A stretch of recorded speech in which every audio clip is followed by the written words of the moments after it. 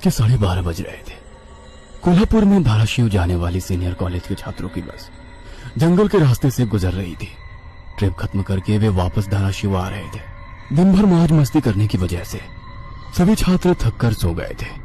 दरवाजे की सीट के पास विकास सर और सुशील सर खर्राटे ले रहे थे। बस ड्राइवर विजय मामा भी नींद में बस चला रहे थे। उनके बगल वाली सीट पर प्यून पांडु मामा बैठे हुए थे कि तभी बस के सामने जंगली सुअरों का झुंड आया।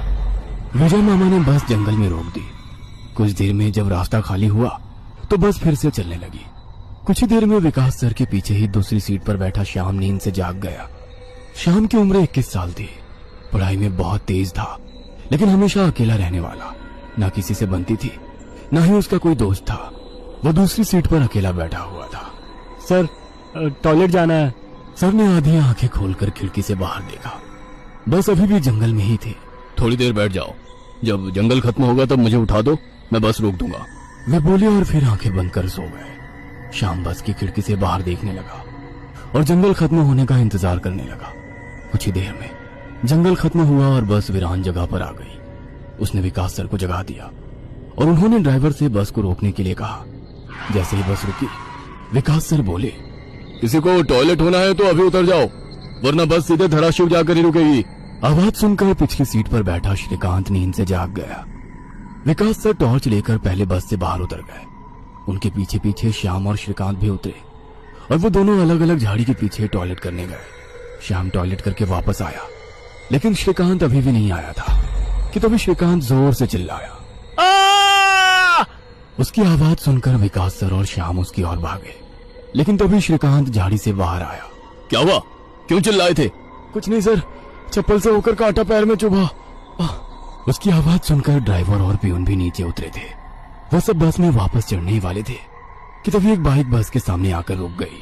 अरे भाई साहब, यहाँ के नहीं हो क्या आप? क्या आपको पता नहीं कि इस रास्ते पर लोगों को हमेशा चकवा लगता है? बाइक चलाने वाला बोला। चकवा नाम सुनकर विकास सर बोले, हाँ पता है, हम बस निकल ही रहे हैं। और वो सब बस में बैठ गए। सर, वो आदमी किस चकवे के बारे में बात कर रहा था? प्यून ने अगली सीट से ही मुड़कर विकास सर से पूछा। हिंदी में चकवा मतलब छलावा, छलावा मतलब भूत। कहते हैं जो लोग रात में सफर करते हुए मरते हैं, उनकी आत्मा छलावा बन जाती है। छलावा रात को सफर करते हुए यात्रियों को पकड़ लेता है और उन्हें अपने गंतव्य स्थल तक पहुंचने ही नहीं देता। वो बस उन्हें उसी जगह पर घुमाते रहता है। कितना भी भाग लो या फिर गाड़ी तेज भगाओ, आप उसी जगह पर आ पहुंच जाओगे जहां आपको छलावा ने पकड़ लिया था। या फिर वो लोग रास्ते से भटक जाएंगे और उस जगह पहुंच जाएंगे जहां पर छलावा उन्हें ले जाना चाहता है। विकास सर ने बताया। इसके बाद ड्राइवर बोला, और यात्री रात भर उसी जगह पर बार बार घूमते हैं। वो तब तक रास्ता भटकते हैं जब तक सूरज ना उगे। जैसे ही सूरज उगता है, उनकी ताकत कम हो जाती है। मेरे कुछ ड्राइवर दोस्त हैं, उनको भी छलावे ने पकड़ लिया था।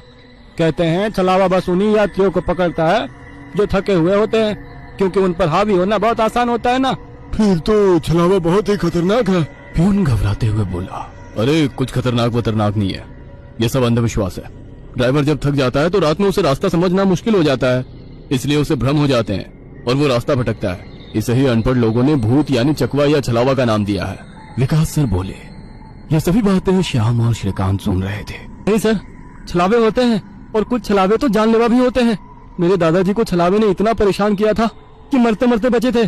रात को जितने भी एक्सीडेंट होते हैं, उनमें से कुछ ना कुछ एक्सीडेंट छलावे के कारण ही होते हैं।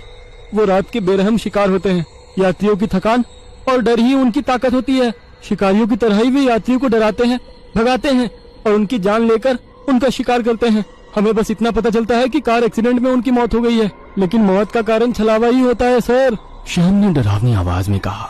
सर, इस का कुछ मत सुनो। इसकी बुआ राइटर है, उन्हीं से सुनी होंगी ये बातें। और राइटर लोगों का तो काम ही होता है बातें बनाना, उसी से तो उनका घर चलता है। पिछली सीट पर बैठे श्रीकांत ने कहा। श्रीकांत, चुप हो जाओ और सो जाओ, उन्होंने डांटते हुए कहा। और उसके बाद सभी लोगों ने आंखें बंद कर ली और सो गए। कुछ समय बीता। श्याम अभी भी जाग रहा था और खिड़की से बाहर देख रहा था। बस किसी जंगल के बीचों बीच से गुजर रही थी कि तभी उसने देखा कि रास्ते के किनारे एक बंद पड़ी चाय की टपरी है। लेकिन ये चाय की टपरी तो मैंने पीछे भी पहले वाले जंगल में देखी थी। वो मन ही मन बोला और खिड़की के बाहर देखने लगा। तब उसे पता चला कि वो तो वही जंगल है जो वीरान जगह से पहले आया था। वह भागते हुए ड्राइवर के पास गया। विजय मामा नींद में बस चला रहे थे, बीच बीच में आंखें झपका रहे थे। विजय मामा, बस कौन से जंगल में है? होगी किसी जंगल में। रास्ते में जंगल कम है क्या? नहीं मामा, हम वापस उसी जंगल में पहुंच गए हैं जहाँ पर बस के सामने जंगली सुअर आ गए थे। नहीं बेटा, तुम्हें कुछ तो गलतफहमी हो रही है। वो जंगल तो कब का पीछे छूट गया है ना। उनकी बहस सुनकर विकास सर नींद से जाग गए। क्या हुआ श्याम? सर, हमें छलावा लग चुका है। उसने हमें पकड़ लिया है क्योंकि बस वापस उसी जंगल में आई है जहाँ से पहले गुजरी थी। लेकिन विकास सर भी ड्राइवर की तरह उस पर विश्वास नहीं कर रहे थे। सर, अगर आपको मेरी बात पर यकीन नहीं हो रहा है तो बाहर देखो। अभी कुछ देर रास्ते के किनारे एक ट्रक दिखाई देगा जो एक्सीडेंट में पलटी हो चुका है। और कुछ ही देर में रास्ते के किनारे सभी को पलटी हुई ट्रक दिखाई दी। ये देखकर सभी हैरान हो गए थे। ड्राइवर ने भी मान लिया कि श्याम सच बोल रहा है कि तभी जंगल खत्म हो गया और बस वही सुनसान वीरान जगह पर पहुंच गई जहां पर वो कुछ देर पहले टॉयलेट करने के लिए रोक दी गई थी। ये देखकर सभी की आंखें फटी की फटी रह गई थी। विकास सर की तो बत्ती ही गोल हो गई थी। श्रीकांत पिछले सीट से आगे आ चुका था। सबके चेहरे का रंग उड़ गया था। बस अभी भी रास्ते पर चल रही थी कि तभी वो फिर से वापस वही जंगल में पहुंच गई। वो सभी जान गए कि उन्हें छलावा ने पकड़ लिया है। ड्राइवर कोई दूसरा रास्ता मिलता है या नहीं ये देख रहा था, लेकिन फिर भी बस वापस उसी जंगल में आ जाती थी। ऐसा लग रहा था कि मानो पूरी दुनिया में बस वही एक रास्ता है जो घूम फिर कर उसी जंगल में ले आता है। सर, अभी इस छलावे से कैसे निकले? मैंने सुना है कि छलावे से बाहर तभी निकल सकते हैं जब सुबह हो जाए। इसका मतलब हमें रात भर इसी सड़क से गुजरना होगा, जंगल से वीराने में और वीराने से जंगल में। क्यों ना हम सुबह होने का इंतजार करते हुए उसी वीरान जगह पर रुक जाए। ड्राइवर बस चलाते हुए बोला। लेकिन शायद मैंने सुना है कि छलावे में रुकना ठीक बात नहीं है। नहीं सर, मेरी बुआ ने बताया था कि अगर सेफ जगह मिल जाए तो रुकने में कोई परेशानी नहीं है। बस इतना ही पता है तुम्हें? और कोई तरीका नहीं है क्या? है, लेकिन वो अभी के लिए नहीं है। और वैसे भी अगर जिस छलावे ने हमें पकड़ा है, अगर वो कमजोर हुआ तो उसकी शक्तियाँ कुछ ही देर में कमजोर हो जाएंगी और हम छलावे से छूट जाएंगे। फिर वो छलावा हमें नहीं पकड़ सकता। इन सभी की बातें सुनकर सोए हुए सुशील सर जाग गए। अरे क्या हुआ? आ गया क्या मेरा बोरगांव? सुशील सर उबासी लेते हुए बोले। तभी सभी ने उन्हें घटी हुई घटना बता दी। यह सुनकर सुशील सर के तो मानो होश ही उड़ गए। लेकिन तभी ड्राइवर जोर से चिल्लाया, सर, आगे एक गांव आया है। यह सुनकर सभी लोग ड्राइवर की तरफ भागे। तब उन्हें रास्ते के किनारे एक बोर्ड दिखाई दिया जिस पर लिखा था, बोरगांव में आपका स्वागत है। यह देख सुशील सर जोर से चिल्लाए, ये तो मेरा गांव है, लेकिन हम यहाँ इतने जल्दी कैसे पहुँचे? हमें तो कोल्हापुर से निकले मुश्किल से 2 घंटे हो गए हैं और मेरा गांव कोल्हापुर से 6-7 घंटे की दूरी पर। ये आपका गांव नहीं है सर, छलावा है। आपके मुंह से बोरगांव का नाम सुनकर छलावा हमें बोरगांव दिखाकर गुमराह कर रहा है। लेकिन अच्छा हुआ बोरगांव आ गया। मुझे लगता है कि हमें यहाँ पर सुरक्षित जगह ढूंढकर छिप जाना चाहिए। और सुशील सर के घर से ज्यादा सुरक्षित किसका घर हो सकता है? लेकिन सर, छलावे में एक जगह पर रुकना खतरे से खाली नहीं है और छलावा खुद में ही खतरा है। वो खुद में सुरक्षित जगह कैसे रख सकता है? तुझे मेरे से ज्यादा पता है क्या? बचपन से मैं भूतों के बारे में सुनते और पढ़ते आया हूँ। तू तय रहा। विजय मामा, बस सुशील सर के घर की तरफ ले चलो। सुशील सर ने ड्राइवर को अपने घर का रास्ता दिखाया, लेकिन तभी उन्हें उनके गली में लोगों की भीड़ दिखाई दी। बस आगे नहीं जा सकती थी, इसलिए उन्होंने बस दूर ही खड़ी कर दी। भीड़ में खड़े लोग जोर जोर से रो रहे थे और भीड़ का रुख सुशील सर के घर की तरफ ही था। भीड़ के रोने की आवाज सुनकर वे सभी लोग डर गए। सुशील सर बस से उतरे और भीड़ में घुस गए। उनके पीछे पीछे सभी भीड़ में घुस गए। वह सभी भीड़ को चीरते हुए सुशील सर के घर के सामने जा पहुंचे और आगे का नजारा देख उनकी रूह कांप उठी, क्योंकि जमीन पर खून से लथपथ 4 लाशें पड़ी हुई थी और वो लाशें थी सुशील सर के बीवी बच्चे की और उनके माता पिता की। उन सभी की किसी धारदार हथियार से गला काटकर हत्या कर दी गई थी। खुद के परिवार की लाशें देखकर सुशील सर का दिल सहम गया और वो रो पड़े। ये क्या हो गया? किसने मारा उन्हें? उन्होंने रोते हुए एक आंख वाले बूढ़े आदमी से पूछा, आज तुम्हारे बीवी ने चाकू से तुम्हारे बच्चे का और तुम्हारे माता पिता का गला चीरकर उन्हें मार डाला और फिर खुद का गला काटकर खुदकुशी कर ली। क्या? लेकिन क्यों? उसने ऐसा क्यों किया? अरे तुमने ही उसे ऐसा करने पर मजबूर किया होगा, वरना वो तो बहुत ही समझदार और नेक दिल इंसान थी। क्या? शादी के इतने सालों बाद भी मैंने उसे कभी रुलाया नहीं है और आप मुझ पर इल्जाम लगा रहे हैं? तुमने ही उसे ऐसा करने पर मजबूर किया है, ये लो चाकू और अपनी जान देकर अपने गुनाह का प्रायश्चित कर लो। वैसे भी तुम अकेले इस दुनिया में जीकर क्या करोगे? खुद की जान दे दो, वरना उनकी आत्मा को कभी शांति नहीं मिलेगी। न जाने सुशील सर को क्या हुआ, वो उस आदमी की बातों में आ गए। ऐसा लग रहा था कि वो उसकी बातों से वश में आ गए थे। उन्होंने वो चाकू अपने हाथ में लिया और रोते हुए बोले, हाँ हाँ, मैं प्रायश्चित करूंगा, मैं अपनी जान दूंगा। वैसे पास खड़े ड्राइवर ने उन्हें रोका। अरे सर, ये आप क्या कर रहे हो? ये सब छलावा है, आपका परिवार नहीं है, आपका परिवार घर पर सुरक्षित है। तभी एक आंख वाला आदमी बोला, तूने अगर एक लफ्ज भी आगे कहा तो तुम्हें पकड़कर गांव के बीचों बीच सूली पे चढ़वा देंगे। ये सुनकर ड्राइवर डर गया और चुप बैठ गया। सुशील सर ने जमीन पर बैठकर चाकू की धार अपने गले पर रखी। सर, ऐसा मत करिए, ये सब कुछ छलावा है, इसके चंगुल में मत फंसिए सर। लेकिन फिर भी सर होश में नहीं आ रहे थे, इसलिए प्यून ने गुस्से में आकर उनको चांटा मारा। तब जाकर वो होश में आ गए और उन्होंने चाकू नीचे फेंक दिया। ये देख एक आंख वाला आदमी गुस्सा हो गया। भाइयों, इन लोगों को भीड़ से बाहर निकाल दो, इन्हें हम बाद में देखेंगे, पहले इस सुशील के बच्चे को पकड़ लो। ये सुनकर भीड़ में खड़े लोगों ने सभी को भीड़ से बाहर कर दिया। श्रीकांत, विकास सर, प्यून और ड्राइवर भीड़ के अंदर घुसने की कोशिश कर रहे थे, लेकिन अंदर घुस नहीं पा रहे थे। सुशील सर के हाथ पैर बांधकर उन्हें जमीन पर बिठाया गया। सुशील सर अपनी जान की भीख मांग रहे थे। मुझे कोई बचाओ, विकास सर, पांडु मामा, मुझे प्लीज बचाओ, मुझे बचाओ। वो चिल्ला रहे थे कि तभी एक आंख वाले आदमी ने चाकू से सुशील सर का गला काटा और उनका सर धड़ से अलग कर दिया। उसने उनका सर हाथ में पकड़ा और भीड़ के बाहर हवा में फेंक दिया। वो सीधे श्रीकांत और श्याम के सामने आ गिरा। वो दोनों चीखे।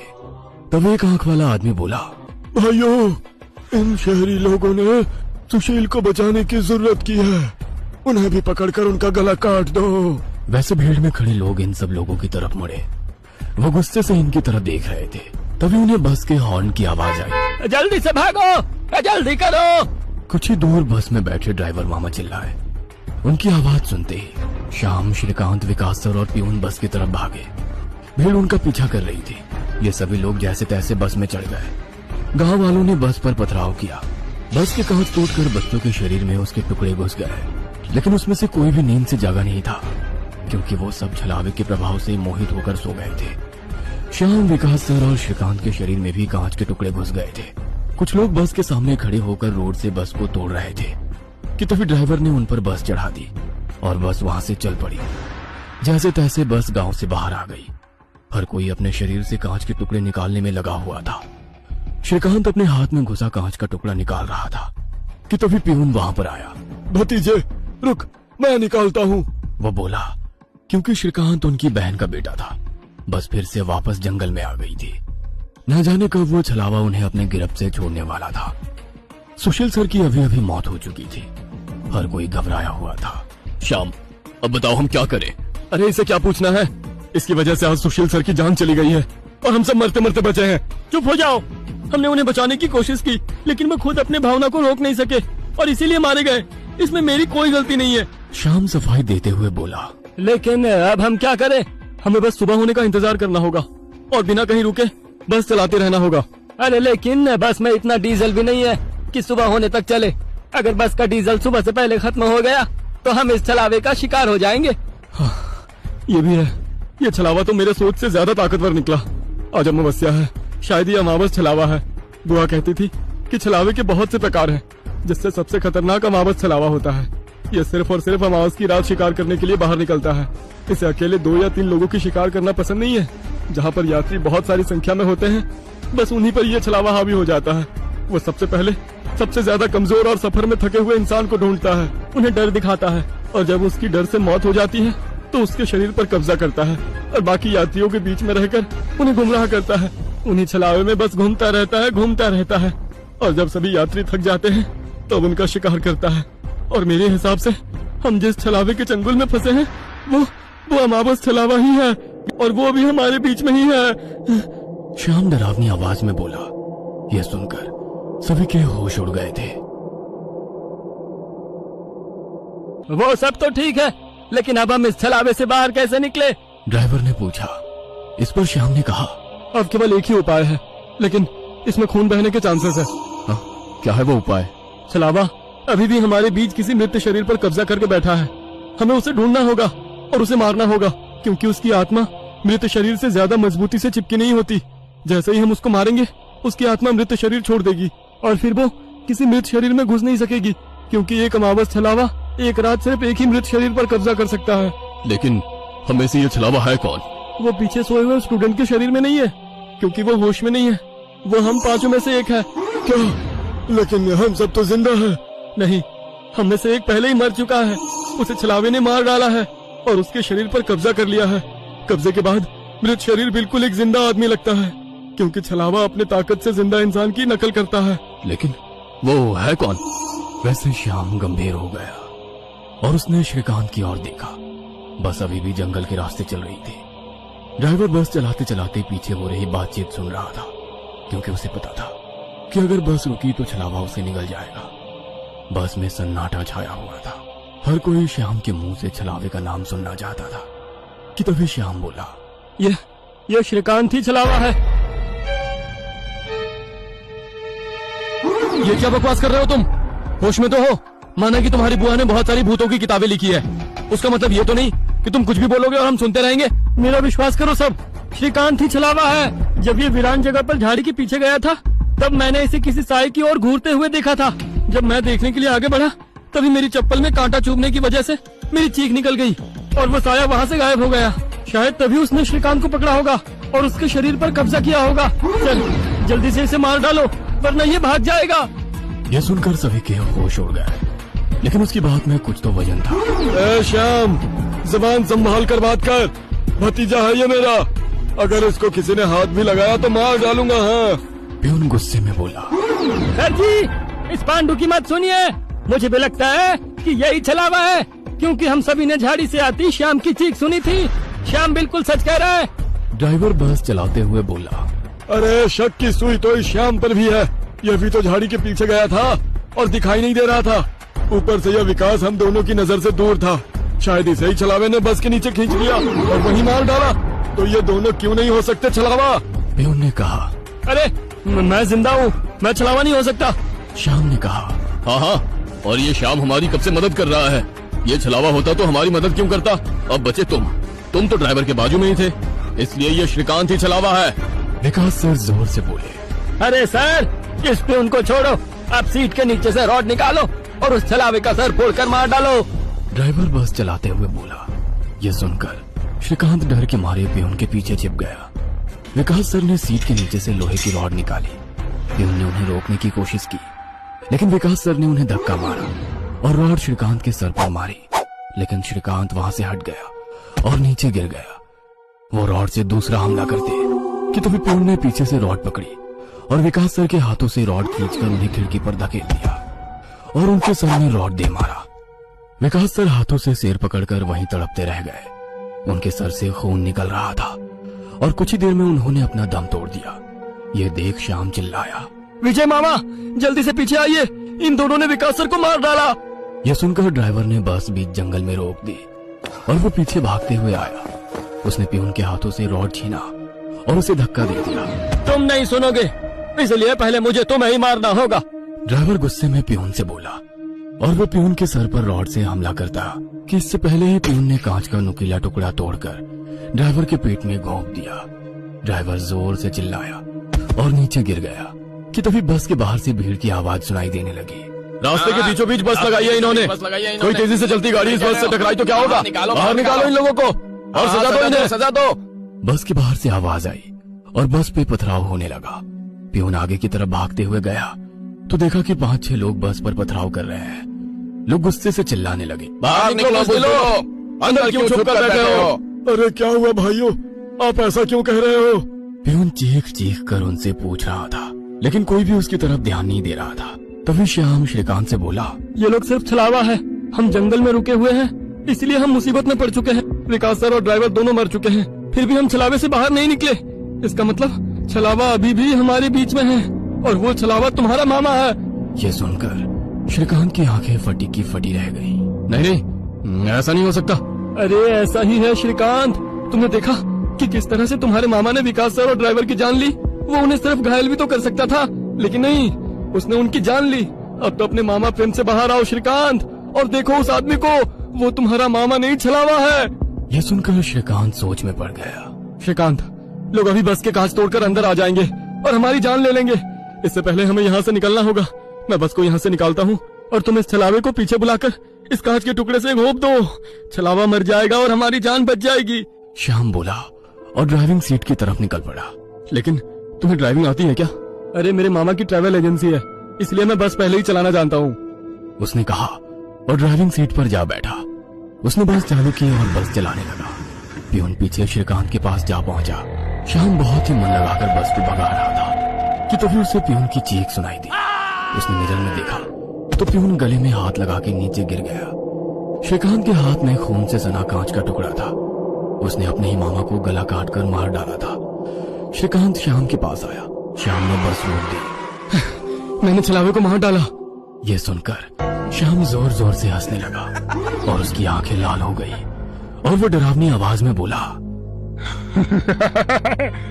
लेकिन छलावा तो मैं हूँ। यह सुनकर श्रीकांत के तो होश उड़ गए। अरे चौंक क्यों रहे हो? मैं ही छलावा हूँ। जंगल में जब बस के आगे सुअरों का झुंड आया था तभी मैं बस में घुस गया था। मैंने बस में सबसे कमजोर और थका हुआ यात्री चुना। ये श्याम थकान के कारण गहरी नींद में सो गया था। मैंने इसे जगाया और मेरा असली रूप दिखाया। मेरा डरावना रूप देखकर ये उसी वक्त सीने पर हाथ लगाते हुए मर गया। मैंने तुरंत इसके शरीर पर कब्जा कर लिया। तभी मैंने जाना कि पिछली सीट पर बैठा एक लड़का, मतलब कि तू, आधी नींद में था और टॉयलेट जाने के विचार में था, और मैंने अपना खेल शुरू कर दिया। मैंने बस में बैठे सभी को छलावे की कहानी सुनाकर डरा दिया, क्योंकि डर ही मेरा सबसे बड़ा हथियार है। मैंने जानबूझकर तुम सबको गुमराह किया और सुशील सर के गांव ले गया और तुम्हें छलावे में रुकने के लिए मजबूर किया और सुशील सर की जान ली। मैंने ही विकास सर, तेरा मामा और ड्राइवर को एक दूसरे से लड़ाया ताकि वो आपस में लड़ लड़ कर मर सके, और आखिर मैंने तुम्हारे हाथों से ही तुम्हारे मामा का खून करवाया। ऐसा कहकर वो हंसने लगा। यही मेरा खेल यानी कि शिकार थी। तूने अपने ही मामा की जान ली, उस मामा की जिसने तुम्हें बचाने के लिए अपने जान पर खेलकर 2 आदमियों की जान ली। अब तुम्हारा जी कर क्या फायदा? यह सुनकर श्रीकांत के आंखों में आंसू आ गए। उसे अपनी गलती का एहसास हो गया। श्रीकांत, आओ बैठ जाओ इस ड्राइविंग सीट पे और ठोक दो इसे किसी पेड़ पे। ले लो खुद की और इन सभी यात्रियों की जान। छलावा श्रीकांत की आंखों में देखकर बोला। शायद उन लाल आंखों का जादू श्रीकांत पे हो रहा था। वो छलावे की बातों में आ गया था, जैसे सुशील सर आ गए थे और खुद की जान लेने के लिए तैयार हो गए थे। शायद श्रीकांत को अपने किए का पछतावा हो रहा था और वो छलावे की बात मानने वाला था कि तभी श्रीकांत ने अपने आंसू पूछे और वो जोर से चिल्लाया, मामा! छलावे को पीछे पैरों की आहट सुनाई दी और उसने मुड़कर देखा कि तभी प्यून ने लोहे का रॉड छलावे के सर पे दे मारा और उसके सर पर 4-5 बार हमला कर उसका सर कुचल दिया। तुम्हें क्या लगा खेल केवल तुम ही खेल सकते हो? अरे मैंने तो तुम्हें तभी पकड़ लिया था जब तुम विकास सर और ड्राइवर की मौत देखकर मुस्कुरा रहे थे। तुम अपनी खुशी छुपा नहीं पाए। तब मेरे दिमाग में तुम्हारी बातें आई। जानबूझकर तुमने हमें गुमराह करके छलावे में रोका और तुम्हारी वजह से सुशील सर की जान गई। तुमने मुझ पर ही छलावा होने का इल्जाम लगाया, हाँ? और मेरे मामा विकास सर और ड्राइवर के बीच आग लगा दी और बाद में तुमने मुझे ही मेरे मामा को मारने के लिए कहा। और हद तो तब हो गई जब तुमने कहा कि तुम्हारे मामा की ट्रैवल एजेंसी है, जबकि श्याम का मामा तो हमारे कॉलेज के बाहर गोलगप्पे का ठेला लगाता है। श्रीकांत ने अपने मामा के हाथों से लोहे की रॉड ली और छलावे से बोला, अब तुम चैन से शिकार करने के लिए अगले अमावस की रात का इंतजार करो, क्योंकि आज तुम खुद शिकार हो गए हो। और ऐसा कहकर उसने एक रॉड का वार उसके कुचले सर पे कर दिया और उसके शरीर से छलावा काले धुएं के रूप में बाहर निकला और बस के बाहर निकल गया। और जैसे ही छलावा बस से बाहर निकल गया, सभी स्टूडेंट्स नींद से बाहर आ गए। आज पहली बार कोई अमावस छलावा किसी यात्री से हारा हुआ था। बस के ऊपर हवा में उड़ता हुआ छलावा दर्द से तड़पने लगा और चिल्लाते हुए हवा में बिखर गया। उस छलावे को अपनी योनि से मुक्ति मिल गई, क्योंकि ये सृष्टि का नियम है कि जब भी कोई छलावा इंसान से हारता है उसका अंत हो जाता है और उसे मुक्ति मिल जाती है। आधी रात का समय था। एक गाड़ी हवा से बातें करती लोनावला की घुमावदार सड़कों पर दौड़ी चली जा रही थी। गाड़ी के अंदर तेज म्यूजिक चल रहा था और अंदर बैठे चारों नौजवानों अक्षय, रवि, आयशा और आदि ने अपने हाथ में एक एक कोल्ड ड्रिंक की बोतल पकड़ी हुई थी, जिसमें उन्होंने शराब मिला रखी थी। शराब के नशे में झूमते हुए अचानक ही अक्षय ने गाड़ी में ब्रेक लगा दी। अचानक ब्रेक लगने के कारण चारों को एक जोरदार झटका लगा और जैसे शराब का नशा एक झटके में चूर हो गया।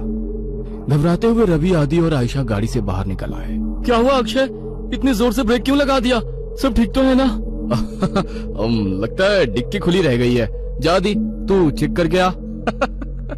कुछ नहीं हुआ बे, बस वैसे ही मजे ले रहा था। इसका बर्थडे है, इसे परेशान करना तो बनता है ना। तुम्हें अगर ज्यादा मस्ती सूझ रही है तो हटो, मैं ड्राइव करती हूँ। गाइस, मुझे लगता है अक्षय पीकर आउट हो चुका है। ए आयशा, चुप करके बैठना पीछे। बोला ना तुझे मजाक कर रहा था। आदि आ जाना यार, कुछ नहीं है डिक्की में, बैठ जल्दी। आशा के बुलाने पर आदि भी आकर अपनी सीट पर बैठ जाता है और अक्षय वापस से गाड़ी स्टार्ट कर देता है। यार 100 की स्पीड में भागती गाड़ी में तूने ब्रेक लगा दिया। अगर गाड़ी पहाड़ से नीचे गिर जाती तो अभी इन वादियों में भूत बनकर घूमते अपन लोग हैं। यार प्लीज ऐसा करो, किसी लॉज पर गाड़ी रोक दो, हम लोग सुबह निकलेंगे। अब तेरी क्या प्रॉब्लम है? तुम लोग समझ नहीं रहे हो यार, तुम सबको चढ़ गई है, अपने होश में नहीं हो तुम लोग। इस तरह लॉन्ग ड्राइव पर जाना सही नहीं है और तुम लोग अभी इस हाईवे के बारे में ज्यादा कुछ जानते भी नहीं हो। यार तेरा ही बर्थडे मनाने जा रहे हैं, तू सारा मजा मत खराब कर। अच्छा बता, क्या प्रॉब्लम है इस हाईवे में? यार मैंने बोला ना, ये रास्ता सही नहीं है। यहाँ के लोकल्स का कहना है कि आगे पहाड़ी पर अक्सर रात में एक्सीडेंट होते हैं। क्या बकवास है ये, एक्सीडेंट किस रोड पर नहीं होते हैं? हाँ, इसमें क्या नई बात है? होते हैं, सब जगह होते हैं, लेकिन यहाँ पर वजह कुछ और होती है। बस तू यू टर्न लो और पीछे चलो। अब तो तूने चैलेंज कर दिया भाई को, अब गाड़ी नहीं रुकने वाली। आदि के लाख रिक्वेस्ट करने पर भी अक्षय ने फिर से गाड़ी का गियर बढ़ाया और एक बार फिर से उनकी गाड़ी हवा से बातें करने लगी। आदि की बातें भूलकर बाकी के दोस्त भी अंग्रेजी गाने की धुन पर आंख बंद करके थिरक रहे थे, लेकिन आदि अभी भी अक्षय के साथ आगे की सीट पर थोड़ा सिकुड़ा सहमा सा बैठा हुआ था। रात का सन्नाटा हर गुजरते पल के साथ गहराता जा रहा था। रात के तकरीबन 2 बज गए थे। पीछे की सीट पर बैठे बैठे रवि अब झपकियां लेने लगा था। तभी एक बार फिर से अक्षय ने जोरदार ब्रेक लगा दिया तो गाड़ी जाकर सड़क किनारे लगे पेड़ से जा टकराई। अक्षय, तुम्हारा दिमाग खराब हो गया क्या? ये क्या मजाक लगा रखा है बार बार? अब तुम चुपचाप ड्राइविंग सीट से उतरो, नहीं तो अच्छा नहीं होगा। अरे यार, कोई मजाक नहीं है। मेरी गाड़ी के सामने अभी अभी ना जाने कहां से एक लड़की आ गई थी। अच्छा, तो अब कहाँ गई वो लड़की? मुझे तो यहाँ कोई लड़की नजर नहीं आ रही। मेरा यकीन करो आयशा, गाड़ी के सामने एक लड़की थी, उसे देखकर ही मैंने ब्रेक लगाया तो गाड़ी डिसबैलेंस होकर इस पेड़ से जा टकराई। ट्रस्ट मी, मैं कोई मजाक नहीं कर रहा। रात के 2 बज रहे हैं, इतनी रात को इस सुनसान सड़क पर कोई लड़की क्यों घूमेगी? और अगर तुम्हारी बात मान भी ले कि यहाँ कोई लड़की थी, तो अब वो लड़की कहाँ है? आदि, तुम तो अक्षय के साथ ही बैठे थे ना, तुम्हें कोई लड़की दिखाई दी? मुझे तो कोई लड़की दिखाई नहीं दी। पता नहीं अक्षय क्या कह रहा है। मुझे कुछ समझ में नहीं आ रहा है यार, लड़की अचानक कहाँ गायब हो गई। समझ लो हमारा एक्सीडेंट होते होते बचा है अभी। आदि, आयशा और अक्षय गाड़ी से नीचे उतरकर बातें कर रहे थे और रवि सब कुछ अनसुना करके चैन की नींद सो रहा था। इसे देखो, अभी गाड़ी खाई में गिर जाती तो ये सोते सोते कुंभकर्ण ऊपर पहुँच जाता। इसीलिए बोलती हूँ, लिमिट में पिया करो। हाँ तू सही कह रही है, शायद मुझे चढ़ गई है। मैं पीछे बैठता हूँ, अब तू ड्राइव कर ले। ना बाबा ना, अब तो मेरी आंखें नींद से भरी हो रही हैं। तू ही चला गाड़ी, लेकिन अब ध्यान से चलाना। अक्षय एक बार फिर से ड्राइविंग सीट पर बैठ गया और आयशा पीछे बैठकर झपकियां लेने लगी। कुछ देर बाद, यार आदि, मुझे ऐसा लग रहा है हम बार बार उसी रास्ते पर आ रहे हैं। सब गोल गोल घूम रहा है यहाँ, वही पेड़ वही पहाड़। मुझे सच में चढ़ गई है क्या यार? तू एक बार लोकेशन चेक करना। भाई पहाड़ एक जैसे ही होते हैं, इसमें क्या अलग होगा? आदि अपना मोबाइल निकालता है, लेकिन मोबाइल में कोई नेटवर्क ही नहीं आ रहा था। यार मेरे फोन में नेटवर्क ही नहीं है। तभी अक्षय को गाड़ी की लाइट्स में सामने एक आदिवासी पहनावे वाली लड़की दिखाई देती है। लगता है मुझे फिर से वहम हो रहा है। अगर अब मैंने ब्रेक लगाया तो ये सब मिलकर मुझे ही पहाड़ से नीचे फेंक देंगे। अक्षय लड़की की ओर गाड़ी बढ़ाने लगता है। अरे तुझे दिखाई नहीं दे रहा? सामने कोई लड़की है, उसे गाड़ी से उड़ा ही देगा क्या? आदि की बात सुनकर अक्षय लड़की से कुछ दूरी पर ही गाड़ी रोक देता है। अक्षय, अचानक ये लड़की कहाँ से आ टपकी? चुपचाप गाड़ी आगे बढ़ा, मुझे कुछ ठीक नहीं लग रहा है, बाहर मत निकलना। अरे यार, बहुत घबराई हुई लग रही है और रात भी हो रही है, देखने तो देख क्या बात है। मैं बोल रहा हूँ ना, ये रास्ता सही नहीं है यार, यहाँ पर अक्सर लोगों को छलावा लग जाता है। तो फिर शुरू हो गया। तभी वो लड़की दौड़ते हुए उनकी गाड़ी के पास आ जाती है। मुझे भूलनपुर तक छोड़ दो साहब, आपकी बड़ी मेहरबानी होगी। क्या बात है, डरी हुई क्यों लग रही हो? साहब, वो लोग मेरे पीछे लगे हैं, आप बस जल्दी से यहाँ से चलो, नहीं तो कुछ भी हो सकता है। लड़की की बात सुनकर अक्षय गाड़ी का दरवाजा खोल देता है और लड़की आकर आयशा के बगल में बैठ जाती है। आपका बहुत बहुत शुक्रिया साहब, आज तो मैं बाल बाल बची हूँ। आपको पता नहीं है साहब, इतनी रात गए इधर निकलना सही नहीं है। यहाँ रात गए अपने शिकार की तलाश में छलावा घूमता है। कहते हैं जिसके ऊपर छलावा की नजर पड़ जाए फिर वो नजर बांध देता है, उसके बाद आप वही देखोगे जो वो आपको दिखाएगा। लेकिन तुम भाग क्यों रही थी? कौन था तुम्हारे पीछे? साहब, मैं छलावा के पकड़ में आ गई थी, बड़ी मुश्किल से अपनी जान बचाकर भागी हूँ। लड़की अभी अपनी कहानी सुना ही रही थी कि सामने से कुछ लोग मशाल लेकर सड़क के बीचों बीच खड़े हो जाते हैं। अरे, ये लोग ऐसे सड़क घेर कर क्यों खड़े हो गए हैं? कौन है ये लोग? ओह शिट, हॉर्न बजा जल्दी। इन लोगों पर हॉर्न का कोई असर नहीं पड़ रहा यार, एक तो घुरे जा रहे हैं और अपनी जगह से टस से मस तक नहीं हो रहे हैं। मुझे तो बहुत गुस्से में लग रहे हैं। क्या करूं, पतली सी सड़क है, अगर ये सामने से नहीं हटे तो गाड़ी रोकनी पड़ेगी। गाड़ी रोकते ही कहीं इन्होंने हम पर हमला कर दिया तो? साहब, ये आदमी नहीं है, आप बस गाड़ी मत रोकना, अगर इन्होंने हमें पकड़ लिया तो अच्छा नहीं होगा, हम में से कोई नहीं बचेगा। क्या मतलब है तुम्हारा? मैं उन पर गाड़ी चढ़ा दूं? नहीं, ये मुझसे नहीं हो पाएगा। अक्षय की गाड़ी धीरे धीरे उस भीड़ के नजदीक पहुंच रही थी। भीड़ में खड़े लोगों के हाथों में जलती हुई मशाल और लाठी डंडे दिखाई पड़ रहे थे। इसके साथ ही उनके चेहरे पर गुस्सा भी साफ साफ देखा जा सकता था। जैसे ही गाड़ी उस भीड़ के नजदीक पहुंचने को हुई, अचानक ही अक्षय को दाईं ओर एक मोड़ दिखाई दिया और उसने गाड़ी उधर ही घुमा दी। अब गाड़ी उस सुनसान रास्ते पर दौड़ती चली जा रही थी। अचानक ही आशा की नींद टूट जाती है। अरे यार, ये लड़की कौन है और ये कहाँ आ गए हम लोग? यार आयशा, हम अपनी आंखों से छलावा देख कर आ रहे हैं, बस लास्ट मोमेंट पर अक्षय ने इस रोड पर गाड़ी घुमा ली, नहीं तो पता नहीं आज क्या होता। मुझे तो अभी तक सोच सोच कर ही घबराहट हो रही है। ये सब हमारे साथ क्या हो रहा है, मुझे कुछ समझ नहीं आ रहा। हम लोग अभी एग्जैक्टली है कहाँ, कुछ पता है? आशा के इतना कहते ही अक्षय को सड़क पर एक बोर्ड दिखाई देता है। ये देख, सामने बोर्ड पर लिखा है लोनावला 60 किलोमीटर। लो, हम तो बस 1 घंटे में लोनावला पहुंचने वाले हैं। लेकिन लोनावला पहुंचने में तो 8 घंटे लगते हैं ना, इतनी जल्दी हम लोग लोनावला कैसे पहुंच सकते हैं? आखिर ये कौन सा रोड है जो इतनी जल्दी वहाँ पहुंचा रहा है? वेट, मुझे ऐसा क्यों लग रहा है कि हमारी ये ट्रिप कुछ अनयूजुअल सी हो गई है। रवि सोए ही जा रहा है, इतना कुछ हो गया लेकिन इसकी नींद ही नहीं खुल रही है।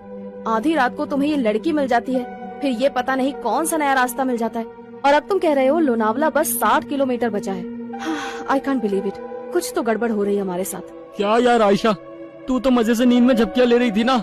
अगर तूने वो मशाल और हथियार वाले लोग देखे होते तो तुझे भी यकीन हो जाता। अक्षय ने जो उस मोमेंट पर किया वो सही किया, कुछ अनयूजुअल नहीं है।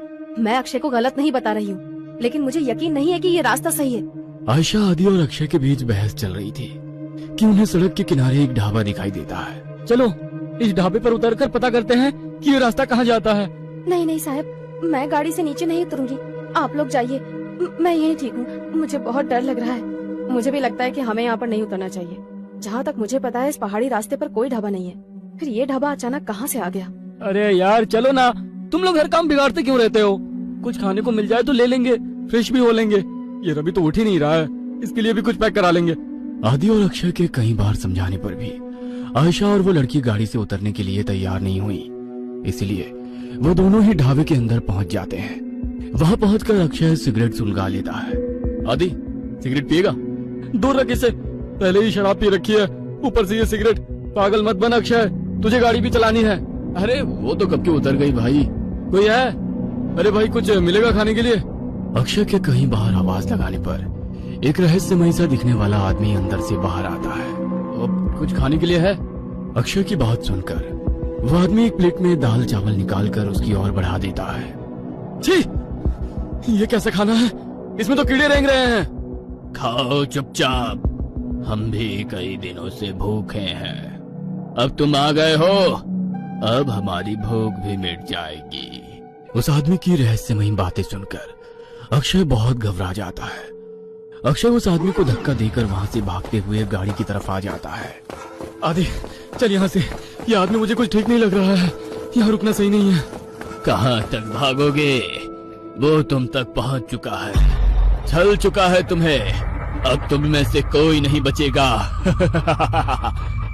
इतना कहकर वो आदमी वहां से गायब हो जाता है। अक्षय और आदि हाँफते हुए वापस गाड़ी में आकर बैठ जाते हैं। गाड़ी में बैठ आदि, हम अभी भी छलाऊ में हैं और उस आदमी ने अभी अभी हमसे कहा कि वो हम तक पहुंचकर हमें छल चुका है। इसका मतलब कहीं ये तो नहीं कि छलावा हम में से ही कोई एक हो। अबे क्या बकवास कर रहा है? क्या नई कहानियां बना रहा है अब तू? अरे तू तो पूरे रास्ते सो रहा था ना, तुझे नहीं पता हमारे साथ क्या क्या हुआ है। तू चुप रह।